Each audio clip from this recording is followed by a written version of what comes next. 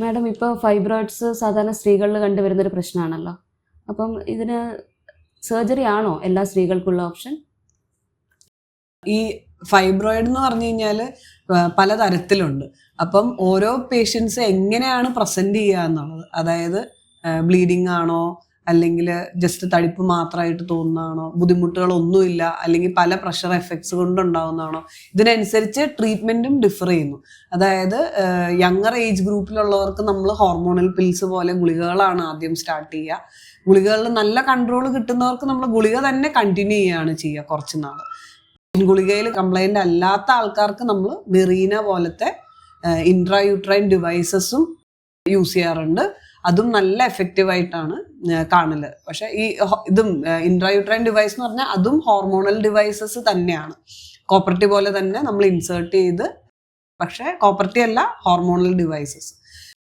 ഇനിയും ഏജ്, അതായത് എൽഡർലി ആയിട്ടുള്ള ഒരു 45 വയസ്സിന് മുകളിലാണെങ്കിൽ ഫൈബ്രോയിഡിന്റെ സൈസ് വലിപ്പം കൂടിയതാണെങ്കിൽ നമ്മളെപ്പോഴും സർജിക്കലി പോവുകയാണ് നല്ലത്.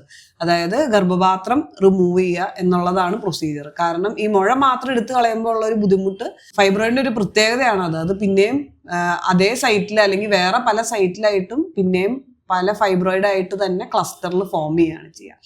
ഇനി യങ്ങർ ഏജ് ഗ്രൂപ്പിലൊക്കെ ആണെങ്കിൽ, അതായത് ഫാമിലി കംപ്ലീറ്റഡ് ആയിട്ടുള്ള അല്ലാത്തവർക്ക്, അല്ലെങ്കിൽ ഒരു ബിലോ 40 years എന്നൊക്കെ പറയുമ്പോൾ വലിയ സൈസുള്ള ഫൈബ്രോയിഡ് നമ്മളെപ്പോഴും മുഴ മാത്രം എടുത്ത് കളയുക, അതായത് മയോമെക്ടമി പോലത്തെ പ്രൊസീജിയറാണ് ഐഡിയലി ചെയ്യുക.